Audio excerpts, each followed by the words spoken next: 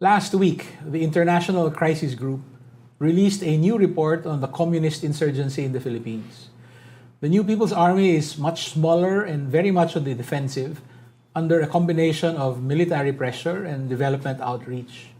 With peace talks set to resume, could one of the world's longest-running insurgencies finally come to an end? Good evening. I'm John Nery and you are in the Public Square. We are joined tonight by Georgie Engelbrecht, the Senior Analyst for the Philippines of the International Crisis Group. Welcome back, Georgie, and thank you for joining us in the Public Square. Hi, John. Magandang gabi. Great to be here again. Thank you. I want to start with the report itself. Over 160 interviews conducted over 3 years, plus a deep dive into the scholarly literature and historical documents. The scope of the work is, astonishing. Was it the sense of an ending, or at least the sense that the conflict was moving into a new phase, that prompted the crisis group to produce this report? So actually, most of our research in the past has really been focusing on Mindanao and the Bangsamoro, apart from the geopolitics related to the Philippines. We did publish a first report on the CPP-NPA in 2011, but that was still in the beginning of the Benigno Aquino administration. And that report actually lacked policy recommendations, for which we're mostly also known for. And research for this report started actually just around the time of the pandemic, because that was the time when the Secretary General of the United Nations encouraged conflict parties across the globe to forge ceasefires and to use this opportunity to advance peace. And we had an initial efforts also from the side of the Philippine government and the NPA to follow up on that. So when this first effort of a ceasefire in 2020 came about, we thought that might be looking into how it will work out. And that was also the time of the localized peace talk ideas. But unfortunately, it broke down relatively soon. But then we just decided it's an important topic that sometimes doesn't get enough attention, even though the conflict has shifted. And then we basically were working on it since that time. But sometimes it had to be a little bit on the back burner because of other topics we covered. But in particular, 2022, we really decided to focus on it with a lot of depth. And it just took some time to really wrap it up, because the announcement of the Oslo joint statement that came out end of last year, in November, prompted us also a little bit to update, right? And that explains for a little bit of a delay and the long time that it took to finally release it. Yes, I strongly recommend that we read this report. It gives us a very good overall view, but at the same time, you also propose certain recommendations. We'll get to that. No? But first, I wanted to get an idea of the scope of the war. No? Your estimate is that at least 40,000 soldiers, rebels, and civilians were killed in the last 54 years. Most of this took place in the early years. But I found this very interesting that it's quite difficult to keep tabs on the death toll, but you've kept tabs on this, that since 2010, or roughly the last 15 years, some 3,000 were killed and 2,000 wounded. So the scale of the violence has diminished by maybe a factor of 10, but the killing continues. Can you talk more about the death toll? Yeah. So as always with conflicts, it is really hard to be very precise, as morbid as it sounds, about death toll, casualty rates. And in the case of this conflict, there are also no third parties that generate data. For the Bangsamoro, we have many groups that are monitoring this. But for these numbers, I had to rely on academic databases, on media updates, and also on certain groups like ECLID that also put data together. But again, I'm cognizant of the fact that it might not even be, of course, as accurate as it could be. But I think it also shows us that things happen. It's a war, or it's an armed conflict after all. Sometimes more, sometimes less when it comes to the casualties. I think what was really interesting was that in the last 10 years, the year with the most fatalities was 2017. Okay. So just at the time when the peace talks collapsed, That's right. and the government relaunched offensives, you could see that every week almost we had encounters and so forth. And when I looked at the data from 2010 and 2011 under the Aino Administration, you could see that there were certain type of incidents prevalent that are a bit lesser now, like attack on mining companies and so forth. But real clashes spread out also in certain areas were a bit rare. But somehow during the early and then mid Duterte era, the conflict really became very intense. The 40,000 overall number came actually from our older report from 2011. So we kept it a bit for consistency. But if you Google it, you will also not find a lot of indicators like that. And even for Bangsamoro, the number of 120,000, you will not find it everywhere. And it's hard to really come up with this type of data, because some people also would say, why do we need this actually? Because we know it's been terrible. So is it really about 10,000 less or more? Yes. Another thing that struck me in the report, you in one of the footnotes, you quoted the CPP's chief information officer saying that the NPA is active in more or less 70 provinces. But the Armed Forces, in another part of the report, is quoted as saying that the NPA is active in only about 200 barangays. How do you make sense of these conflicting claims? Well, I think, during our research, I had the chance to talk to people who I would consider to be really in the middle. And one of the cliche but true things that they will always say is, the truth is the first casualty of war. Every party has an interest in portraying a certain narrative. And you could see it on both sides.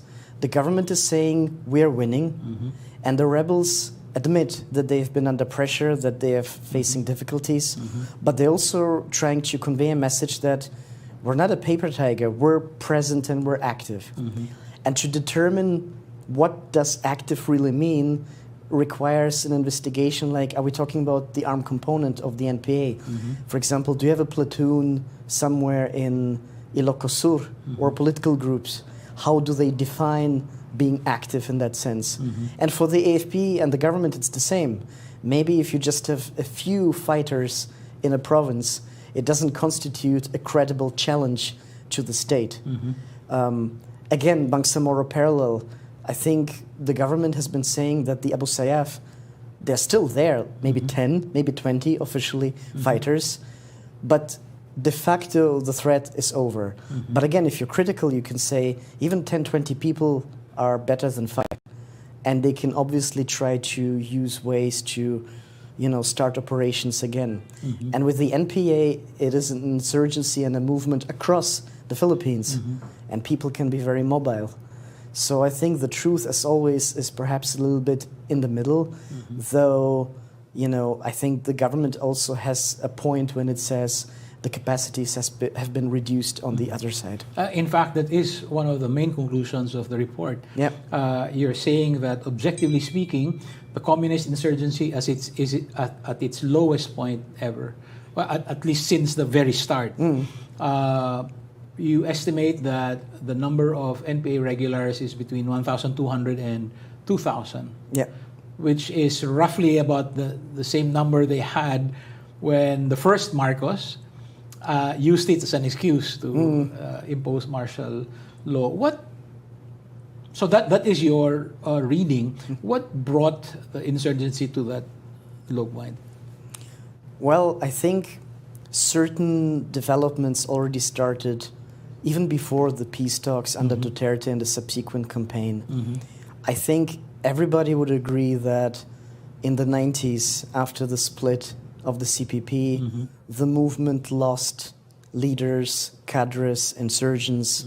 The split also caused a lot of internal challenges to maybe the Philippine leftist movements as a whole. But surprisingly or not surprisingly, they were able to rebuild. And actually, one of the things I was always looking at now compared with the 90s, what was the more weaker position. Mm-hmm. And there are people who've been saying that back then in the 90s it was even harder. Mm-hmm. Like in Negros, the usual example was just a few people. Mm-hmm. Then Frank Fernandez came back, Mm-hmm. and all of a sudden there were again platoons, attacks. And many soldiers I've interviewed talked about that time Mm-hmm. in Negros and Panay and the loss of their comrades and so forth. But now I think because of the challenges for the movement internally, but also the government pressure, that has really put them in a position where it is really relatively challenging. Mm-hmm. So one thing I've been looking at was community legitimacy. Mm-hmm. I think some people would say that since the mid-90s onwards, they've been also losing a little bit on that side, Mm-hmm. also because of the split. But during the Aquino time, I think the estimate was always that we had 4,000, 5,000 plus minus. Mm-hmm. So when the talks came under Duterte, and then they failed, government's first policy was all-out response, militarily speaking. Mm-hmm. That's the time when the pressure really increased in key locations, Mm-hmm. Bicol, Mindanao, Caraga. Mm-hmm. And then after that, the government came up with LCAC and provided this massive effort Mm-hmm. to organize the counterinsurgency. That included, I would say, for the first time also en masse development work Mm-hmm. that is not perfect, but perhaps more effective than before. Apart from all the other measures that we've been hearing that LCAC was doing. Mm-hmm. So a combination of hearts and minds to an extent, but also a lot of compellence, military pressure, using the tools of the state. And I guess that happens in armed conflict. And that really was a challenge for the rebel side. That also recently admitted in the statements related to rectification that the challenges have been there, even maybe years ago. So they need to also rethink and rebuild in order to still find an answer to all these pressure points. I understand that midway through the second Aquino administration, sometime 2013, 2014, it was already the government's conclusion that essentially the insurgency was over. And then I have heard in this particular program that I host, one of my guests, Admiral Ong, say that today the insurgency is by and large done. I mean, obviously it remains a threat, but it's no longer the kind of strategic threat that it presented before. And now the Philippine military was ready to pivot to external defense. I want to bring in the role of the NTF LCAC, which you already referenced. And you said it was not perfect, but it proved to be quite effective. Can you talk a bit more about that? I mean, NTF LCAC has been very controversial, deservedly so, because of a red tagging campaign in its early years, especially. But reading the report, I did not realize that it was responsible for so many initiatives. I think you have a total of 12 clusters of work. Can you talk more about how, while it wasn't perfect, the NTF LCAC did effective work? Right. Maybe just a little bit before that, what you said about the Aquino administration. I mean, again, maybe someone from the listeners of yours can correct me later through email if I'm wrong, but I've been reading that actually in Caraga, the NPA during the Aquino era, particularly when George Madlos was still the spokesperson and a prominent person in that area, the level of revolutionary taxation / extortion, resource generation was going up. Not maybe drastically, but they were growing. And even in the incidents, you could see that Caraga was really a key battle area where the movement managed to have, if not strategic influence, regional influence. And I think that showed that, of course, it's not a threat to the government, but if you take cumulatively the areas of influence, it still had its, strong points. And I think the government knew that, but the fact remained that in the periphery, they were there and they challenged de facto state authority. And that's where LCAC comes from. And I think the important thing here, for me at least, was that there was a change in the way it was set up. It was later, implemented in the last Duterte year, now the beginning of Marcos, and now. Because at the beginning, the message was clearly all means to defeat the communists. And by all means, we talk about a lot of means.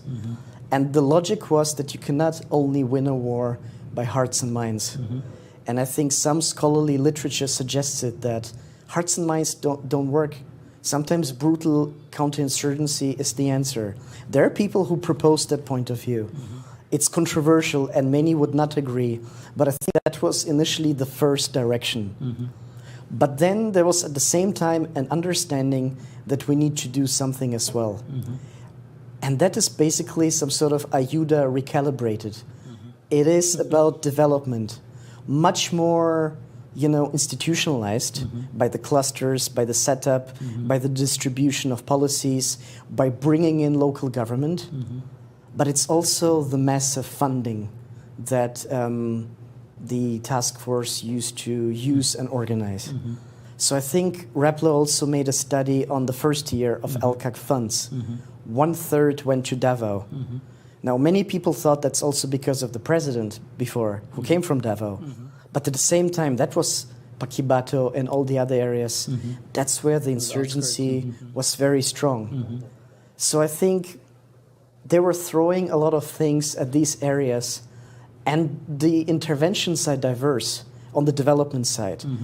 It was building roads, bringing health services to the people through what they call barangay caravans, where people for the first time see government.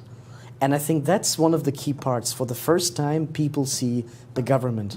I initially thought, when people tell this to me, it's still Philippines like 2023, 2024.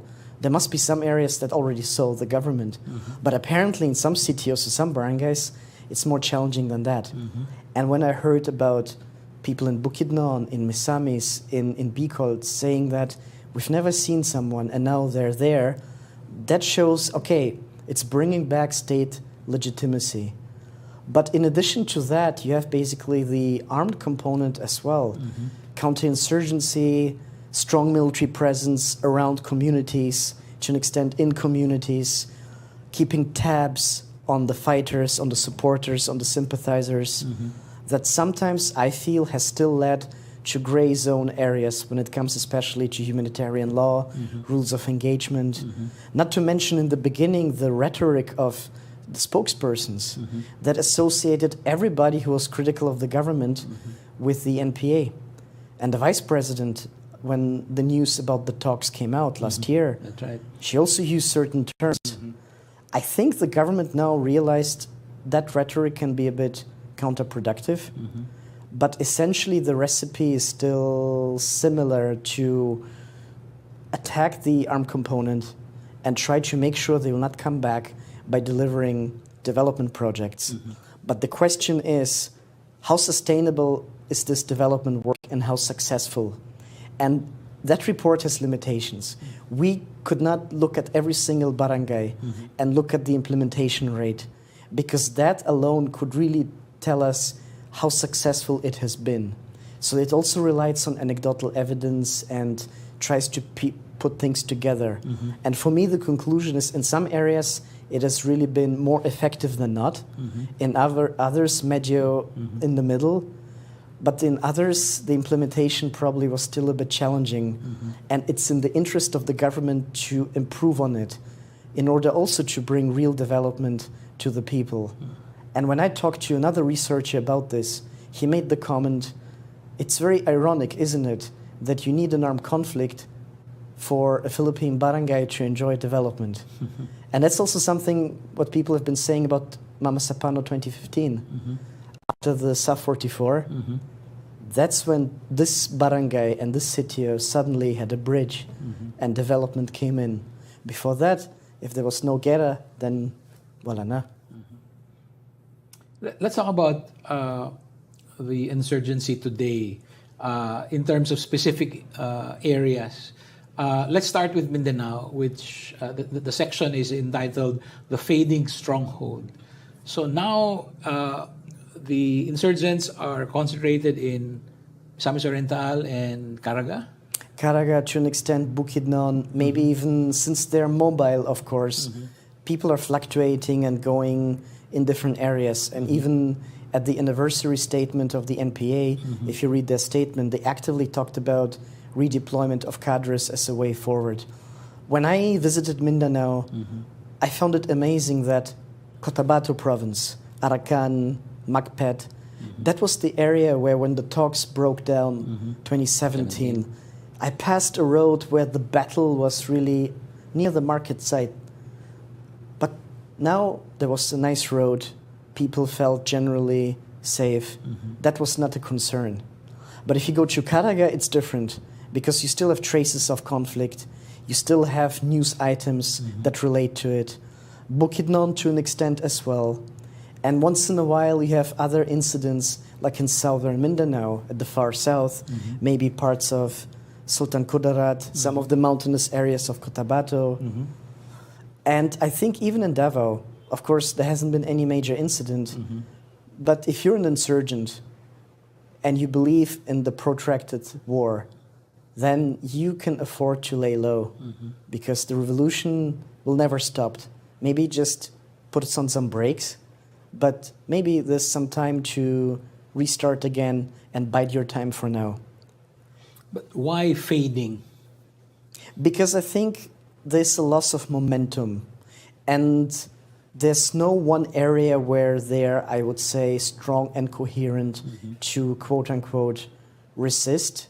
Unlike, for example, in Negros, which is also a smaller site, but where, you really see a lot of incidents since for the last years. That's right. In fact, the section on the Visayas, you title it "The Last Bastion." Exactly. That was something that also came from the security sector. Ironically, they referred back then to Samar, around the time when the Tiamzon couple was killed. And I think Rappler did also a really great article, series of reports on that. And I think the connection between Negros and Samar is really interesting because Samar, when I was there, that was for me perhaps the most enlightening visit because I didn't know that much about that island before.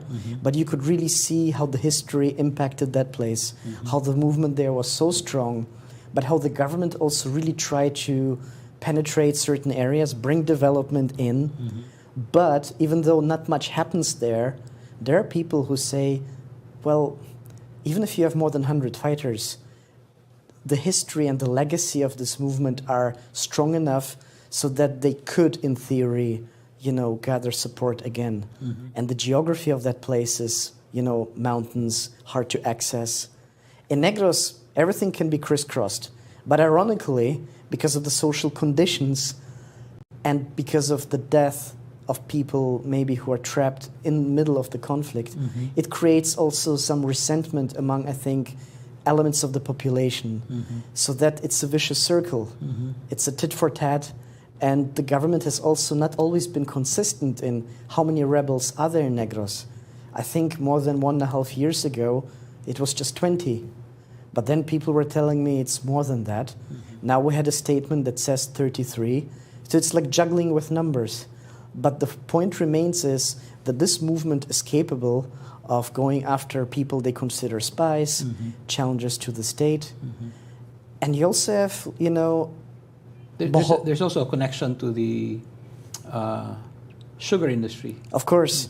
I think when I met also a priest one time in Mindanao, he told me, I volunteered to be a man of the church because I saw what life has been during the hunger time back then. And you cannot take away that impact of history. And even though the situation has improved in some cases, you still have inequalities. You still have a section of people who are having nothing at all, who cannot afford to give enough food for their children and their families, and who only because they live in a sitio somewhere in remote Himamaylan are considered informers, sympathizers. And if then someone is killed from that family, I can understand, also having been in Mindanao, Some of the relatives want to fight back because for them, that has been just life for the last decades. As for Luzon, you speak of pockets of resistance. Yeah. In Bicol, Quezon. Can you talk more about that? So I found it very interesting because Bicol has been traditionally really an area that has been very strong, historically speaking. I think over the last years, it also has been, countered by the government. But it's really, for me, mostly the southern part, southern Tagalog, where you have always flashes and incidents happening. We had recently, a few months ago, this controversial operation in Batangas. In Quezon, NPA units are sometimes also seen by the people crisscrossing, moving here and there. So again, politically, they might have been not that strong, but it's somewhat coherent. There was also this, I think, ambush on the CAFCO detachment last year, where all of a sudden, according to media information, you had 70 guerrilla fighters linking in and attacking these paramilitary guys. So they all congregated from presumably areas nearby. And the fact that they did it in an area considered insurgency-free was an effort of the rebels to show, well, we're not gone yet. But I think if you go really to Ilocos, even the Cordilleras to an extent, LCAC, and maybe also internal splits from long time before, improving local governments to an extent, have been really weakening that movement. But for example, they've been back to Abra. So Abra is, for instance, one of the areas where you have a weakened guerrilla front, according to the government. That's where we had the airstrikes a few weeks ago. And 4 years ago, it was not the case. So I think that is the ability of the communist movement. In fact, globally, you have committed cadres, they go to an area, you would need between 6 months and 1 year plus, in the best case, to organize. And then in theory, you already have a cell, a structure. And if the government is not paying attention to that, then things might happen. Your analysis of the breakdown of the peace talks under Duterte identifies 3 factors. Mutual distrust between institutions, not necessarily between the negotiators. This notion of talking while fighting, and then the lack of an independent third party. Yeah. Can we talk about these? I was struck by your description of the potential of these peace talks. You describe the peace talks as actually probably the one with the most potential to have really brought the insurgency to a resolution. And then essentially the military rejected it. Yeah. Can we talk about that? What happened with that attempt to resume the peace talks? So I think when the ambush in Cotabato happened 2017, I was working with the IMT in Mindanao. And when that news item came, I was not aware that it could have that fateful consequences. I mean, during that time, I was also more focused on the Bangsamoro peace process. But I think if you talk to people right now, everybody would say we came so close. They would even say, for instance, that Caser, the most controversial part of the whole equation, may not have been even unresolvable. Like you could always talk and discuss things, but ultimately, something happened, and at the end of the day, it was Duterte's call to be skeptical about it and not continue. And his call was also shaped by the shift of power that he enjoyed. Like remember, when he started, he was the first leftist president of the Philippines. He was very sympathetic with the left and vice versa. But then through a course of events, including still incidents on the ground, the demands from the NDF for certain things, and the military that presented Duterte with certain facts and narratives, that just, I think, also set his mind to an extent on collision course. And essentially, when ceasefire incidents happen, and there's no one to play a diffusing role, unlike in the Bangsamoro process, it will set to fail. So some people were telling me for them the third party factor was even the biggest challenge, because you had nothing that could recreate trust and confidence. So you can say that the late Fidel Acaoli and some of the government panel people, they would have wanted to find agreement here and there. But if your principles are against it, and if you have both sides issuing statements that are not for peace, then what can you do as a well-intentioned bureaucrat? And at the end of the day, you know, the trust and the talking while fighting, they were like the structural conditions that could have still been perhaps worked around. I think every rebel group sometimes talks and fights at the same time. So it was very unfortunate.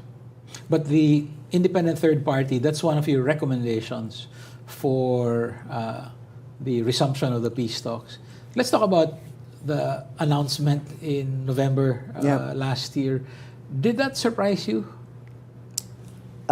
Yes, it surprised me because obviously I've been doing research on that. And of course, here and there, you might pick up some vibes that there's some efforts to perhaps that something will happen. But for me, it was always in an abstract manner. At that time, I think not many people knew that you had these exchanges going on between certain representatives and having a conversation. I visited Europe just before the death of Joma Sison.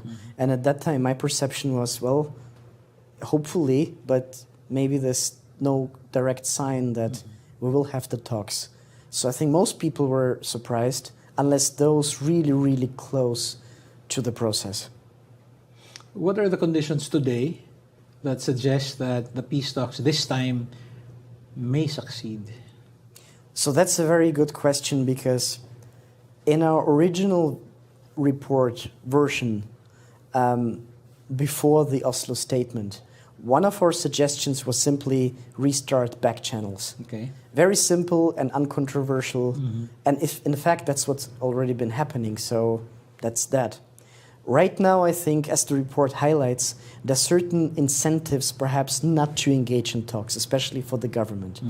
But at the same time, we know that, number one, the Marcos Jr. administration has been trying to project a certain image to the international community and also to the Philippines as a whole. So it really highlights the Bangsamoro peace process. It highlights its assertiveness in the international sphere. And again, if Marcos Jr. will close the chapter that his father started, then it would be like poetic justice of sorts. So it would be in the interest of Manila to wrap it up. And I think when the news about the talks came out, some of the government officials used the word shortcut. Shortcut to the end state of the movement being at ease, pacified, and not engaging in armed struggle. And we know that peace talks sometimes can be, you know, ways of also dismantling rebel groups in exchange, of course, for necessary concessions. So in a thought experiment, if there are no talks, the government still needs to go after 1,000 plus insurgents, deal with the political component, and perhaps we all know that throughout the presidency things can get muddy. So it might take some time to fully, you know, dismantle these rebels militarily. So if you use other ways and achieve closure in a more constructive way, that could work now. Because in peace process, you also have the theory that you need to put your opponent in a fairly weak position, so then they will accept the talks, and then maybe we can negotiate. That happened also with some other rebel groups. Now, of course, for the NDF, they're not interested in surrender. They believe in genuine dialogue. And the question is the government believing in genuine dialogue? So for me, it's still a bit of a paradox. It's both conducive an environment, but also not quite, because the government might still feel our approach right now without negotiations is the right way forward. But the fact that Anton Lagdo is involved, and he is probably the closest friend of the president, that really impressed me when it came out. Was that a factor too? I mean, I think so. So you could see there's buy-in. And of course, the announcement when the government also had a press conference on that topic, you had everyone in the room. You had Gibo Teodoro, I think you had Secretary Anyo, everybody was there. But I think what was a bit more challenging is the aftermath. After that, we have rectification announcement, some statements from government officials, February passes, March passes, now we have April, there's not much news, which could be both something promising, but maybe something challenging. So I think it's hard also for both sides to really secure a constituency for genuine conversations. What kind of sign should we look for to know that the peace talks will in fact resume or are headed to, Oslo? And well, I guess if you're at the airport and you see some people, that could be an indicator.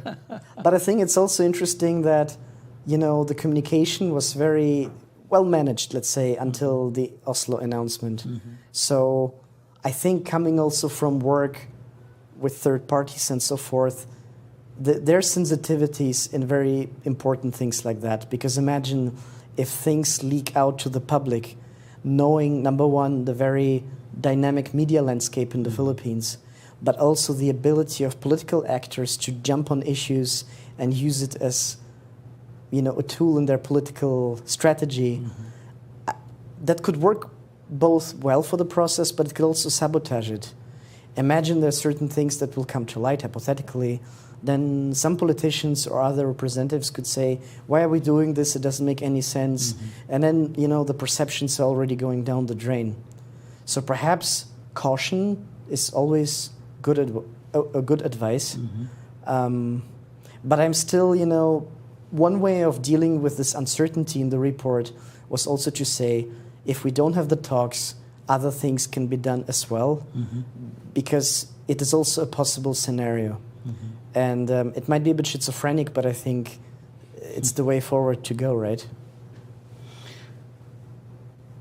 Is it possible that the peace talks is a ploy on the part of the Marcos government, perhaps to understand better what's going on with the Communist Party and the NPA? For instance, do we really know who is in the new leadership? You did mention that some people point to Pilosis as the chief, but then there are concerns about his health and so on. Just putting on a cynic's hat, is it one way of surfacing these kinds of information? I think some members and parts of the government should already be really aware of the truth in that matter. Of course, they may not know everybody, but in the worst case, if the trust is still very low at this point, the NDF can decide to bring forward the usual suspects again on the panel. Maybe a few new faces, but those who are concerned can always, stay back, especially in the Philippines.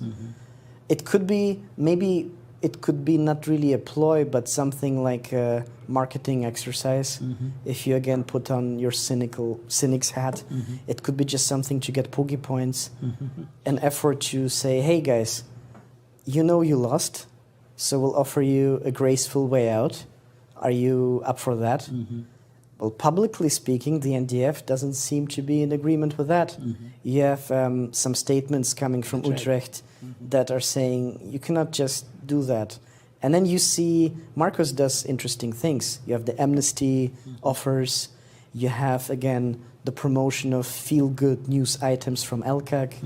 But the movement still remains, it needs to be happening in seriousness and so forth.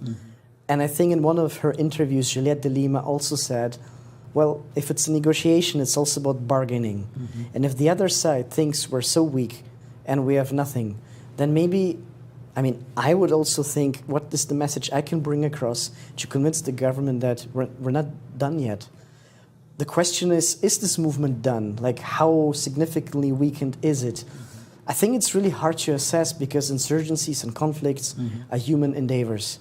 And we as humans are complex, so are social movements. So what I always feel amazed about is the fact that we have young people from the Philippines, well educated, who decide to go and first join the maybe legal or semi-legal underground, and then they go to the mountains. Still, we had just recently the girl from Bukidnon, right? And I was in QC on Saturday, and at the same time, I think there was a funeral ceremony for her. And these are young people, so it makes you wonder what is happening there. That's right. Of course, you can say they're being brainwashed, they're young, impressionable, but you can also say, to an extent, these are decisions that have come from themselves. And if a person, for whatever reason, decides to go for that struggle, it shows you an intrinsic political element to it.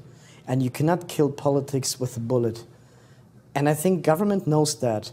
That's why you have these narratives that use terms like exposing the NPA, unmasking them. And I think the feelings of them are also to an extent relevant. Imagine you're a parent and your children will just go because they've spent some weeks talking to like-minded people. I mean, you would be upset and frustrated. So it just shows you how conflict also breaks hearts, how things can be very muddy, morally ambiguous. Of course, for some people, if you pick up the gun, you already make, a mistake. But for others, elsewhere in the world, it's a sign of commitment. And I think that remains something that might continue, right? These political sentiments to be dissatisfied with the system. And when I talked to some former cadres, some were saying being part of the political system is maybe something that the other side could accept. A Philippine system where they can be in Congress, advocate for their positions, and join the political game. But that raises the question of Philippine politics as a whole. And I think most people would agree, well, it's also complicated. We don't have a good track record when it comes to that. You offer a set of recommendations to help the peace process along. For instance, a whole host of confidence-building measures. You talk about maybe small-scale environment-related projects in different communities that have a real impact. But you also say, the government should stop the practice of red tagging. I quote a line from your report. Much more frequently, however, red tagging denotes a campaign aimed at the people on the fringes of the communist movement. Can we talk about the very real consequences of red tagging and how it is possible to convince the government to actually tamp down on red tagging as a strategic initiative? Yeah, so that has been one of the most sensitive or difficult parts to really think through. First, the phenomenon known as red tagging existed for a long time here in the Philippines, right? Even with the Hukbalahap, we have all the historical precedents. We have McCarthyism in the States that probably had an influence. And we also have the very real strategy of the rebellion to operate through different ways and means. And sometimes if you put yourself in the shoes of a government operator, be it from the local government or on the military, if you're confronted with legal organizations that pursue certain narratives, you probably end up being very frustrated because it seems like you cannot really do much about them. And yet they're playing a part in the People's War. And I think that led GMA, even back then, to employ for the first time a variety of tactics to, approach all the elements of the rebellion in a rather heavy-handed way. So for me, what happened under Duterte was not necessarily something completely new. And I think the government realizes that you have those people on the fringes. So what to do with them? And here it becomes complicated because the government would always say, we don't have a red tagging policy. I mean, where can you find it? You have the EO 70, you have then the anti-terror law, but essentially it's the legal power of the state. And on the ground, a military commander has to an extent discretion, but you know what is the mission, and you know you have to fight the movement as a whole. So for me, one thing that I realized is, and again, it's not a surprise, but we've seen it at the Bangsamoro too, if innocent people are killed, or if people who've been mostly devoid of actively fighting that can create grievances. Their relatives want to fight back. If a student who's been an agitator has been associated with the leftist movement, a case has been filed against him, he's already on the verge. That might very well drive him up to the mountain, because then he will say, well, if you think I'm a communist, then I will fight. I don't know how many cases of this are happening, but I think there's a number. And I think also that the government believes that the majority of Filipinos living in the countryside are in general in favor with them than the rebels. So if you red tag a minority, to put it bluntly, maybe no one would really care, except the pasawais, who are either the leftists, the annoying media, or other people. And in a way, it also comes from frustrations to deal with this movement that has also reinvented itself and presented itself in a very sophisticated manner. But then we talk about specifics, rules of engagement, targeting, things like that. And I asked some military officials, so if someone from a student movement will challenge you to a debate in the campus of UP Tacloban, Cebu, Manila, or something, would you debate with him or them or her? Some were saying yes. And I would personally like to see it. Let's say there are no heckles, just a conversation among Filipinos. Because I think it is possible. But in this supercharged environment, politically speaking here, and very polarizing in the countryside, these spaces are just not there. Which is why the average Filipino, perhaps in Samar, in Negros, would still say, the NPA, terrorista or bandit.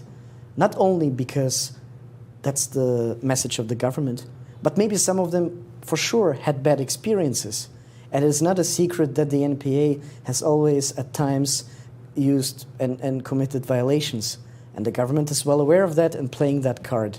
So in that sense, I think the bottom line is harm and death and suffering.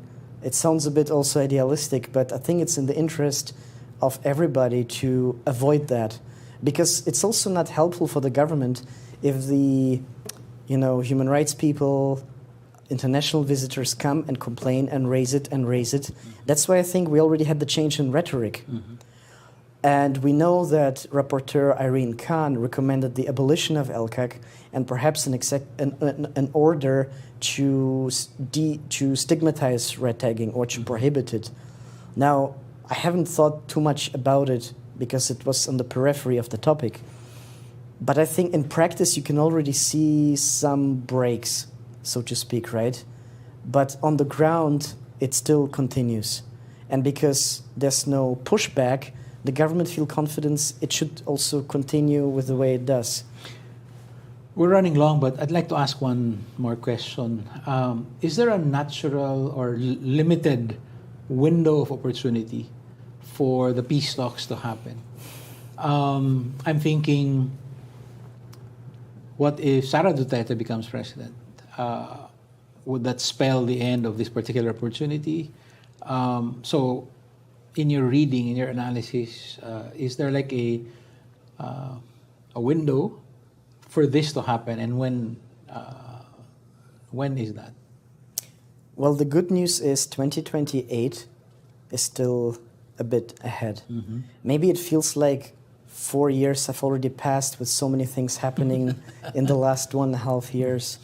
I think, Bangsamoro, first agreement was 2012, comprehensive agreement was 2014. So de facto 3 years. I think initially people were very positive after the Oslo statement, thinking that it can happen also fairly quick.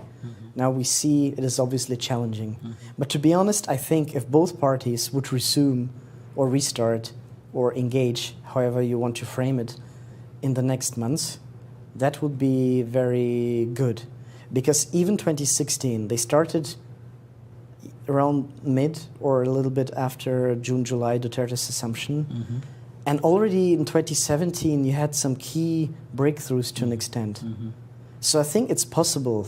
And I think it's also in the interest of the Marcos government to also showcase that we can do it. But I think in parallel to that, it needs to do some of the other steps we also recommended, because at least it also offers a safety net if the talks will not go ahead. Because otherwise, the rebellion might perhaps again resurge, and it's more headache for everybody. And then with another government in 2028, how do we know what will happen back then? Thank you, Georgie Engelbrecht of the International Crisis Group, for a clarifying, enlightening discussion. Many thanks. Salamat.